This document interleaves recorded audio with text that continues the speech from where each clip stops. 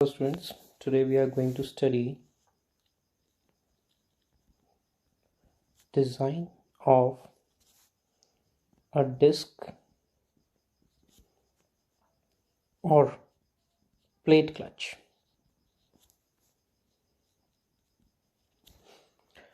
So let us say that this is your single disc or plate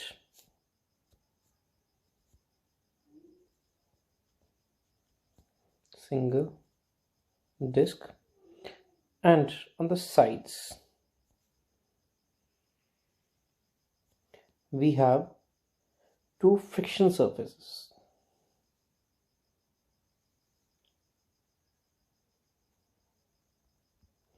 These two are the friction surfaces.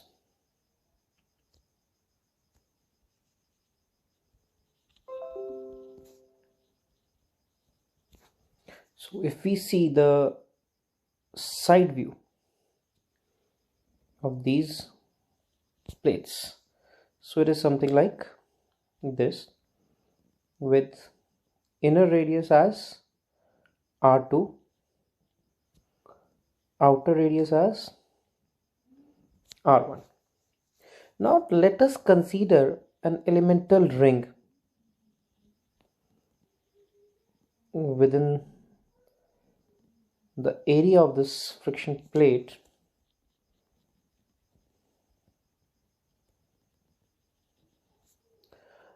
Let us say that the thickness of this is dr and the radius is r. So we have R2 as the inner radius, R1 is the outer radius, and R is the radius of the elemental ring we have considered of thickness dr. Now let T be torque transmitted by the clutch. Let small p be the intensity of axial pressure,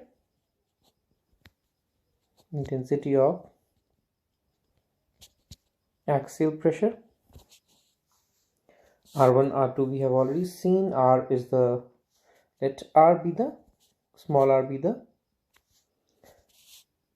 mean radius of the friction plate or the radius of this elemental ring, right? And let mu be your coefficient of friction.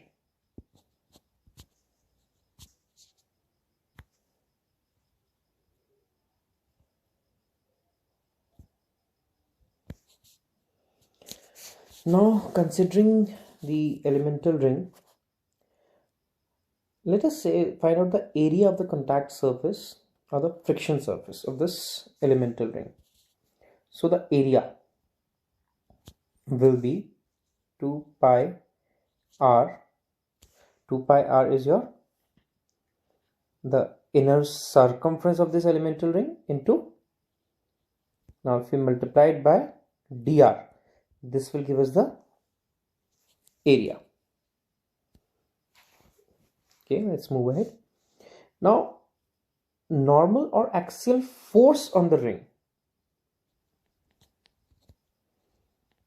axial force on the ring denoted by delta W is given by, as we all know, the formula for force is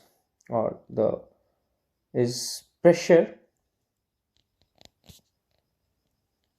into area. Pressure is your small p, area is this which we have just calculated. So we get delta W is equal to small p into 2 pi r dr. Now frictional force on the ring, let us say Fr. The formula for friction is mu into reaction, mu r. Here the reaction is the axial force, so mu into delta W. So this gives us mu into P into 2 pi r dr. Now if we want to take out the torque, there is a torque acting on the ring, so it will be frictional force into the radius, that is the perpendicular distance. So we get Tr is equal to 2 pi mu 2 pi mu P r square dr. So this is a relation which we get for the torque which is to be transmitted. Now let us consider that we have basically two conditions for designing of this single plate clutch. First is considering the uniform pressure, which we have already done in the last video, and now we will be considering the second case, that is uniform axial wear. Uniform axial wear. So we know that the basic principle in designing machine part that is subjected to a wear due to sliding friction is that the normal wear is proportional to work of friction. Normal wear is proportional to work of friction, and this work of friction is again directly proportional to the product of normal pressure P and the sliding velocity. Product of normal pressure P and the sliding velocity. So considering a uniform axial wear means this PV to be constant. So let us say that PV is equal to K or C. So we get P is equal to K upon V. Now one thing, it may be noted that when the frictional surfaces are new, there is a uniform pressure distribution throughout the entire surface. Let us consider that this ring is the friction surface, so the pressure will be uniformly distributed through the entire surface. This pressure will wear out most rapidly where the sliding velocity is maximum, that is where the radius is less.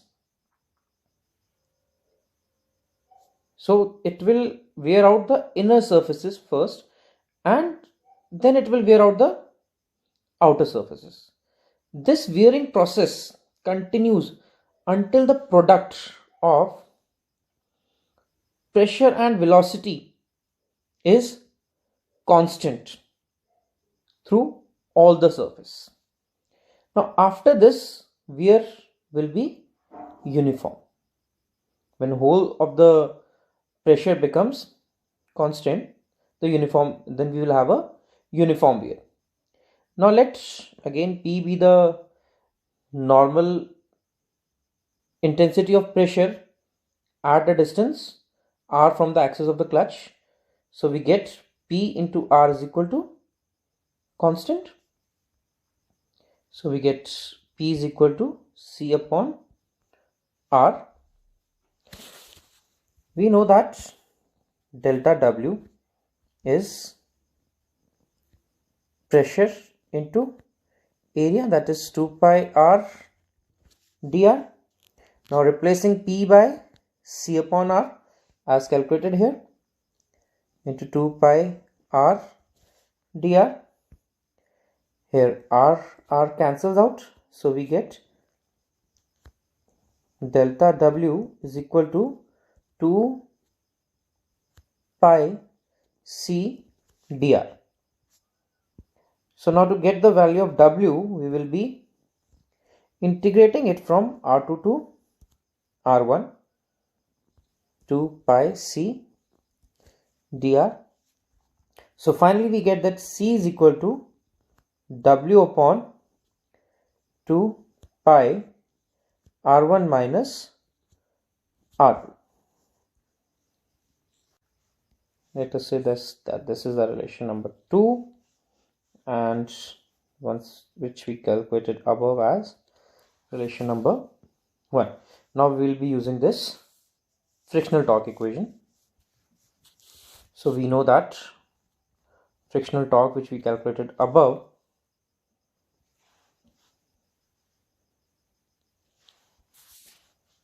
is 2 pi mu P R square dr.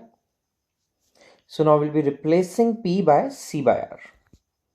So we get 2 pi mu C upon R square dr. Now R square cancels out one power. We get 2 pi mu C R dr. Now to calculate the torque, we need to integrate it from R2 to R1. 2 pi mu CR dr. So on integrating, we get a relation as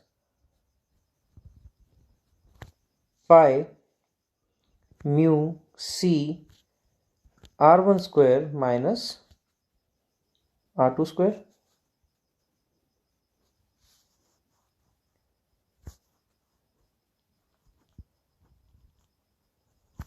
Now we'll be using the value of C that we calculated in equation number 2.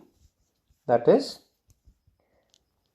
pi mu, replacing C by W upon 2 pi R1 minus R2 into R1 square minus R2 square.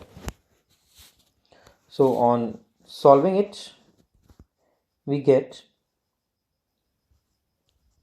1 by 2 mu W R1 plus R2. We divided R1 square minus R2 square as R1 minus R2 into R1 plus R2, as you know the formula of A1 square A square minus B square.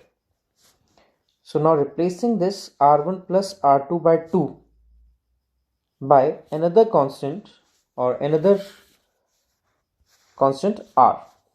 So we get T is equal to mu W capital R, where our capital R is R1 plus R2 by 2. So this is our formula for torque to be transmitted considering uniform axial wear.